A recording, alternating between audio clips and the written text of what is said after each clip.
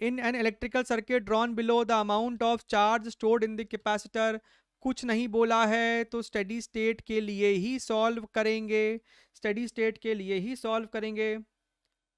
What is steady state? Steady state का मतलब है बहुत समय बाद, T tending to infinity.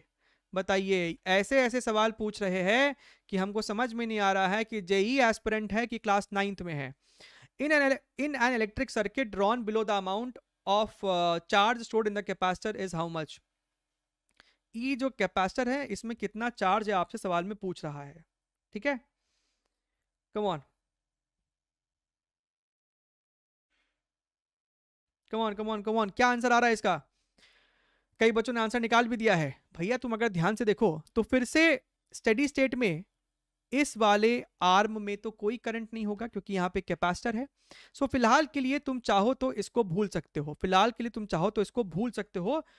And now if you look here clearly, ये 10 वोल्ट है, ये 4 है, ये 6 है, तो टोटल रेजिस्टेंस हो गया 6 + 4 10।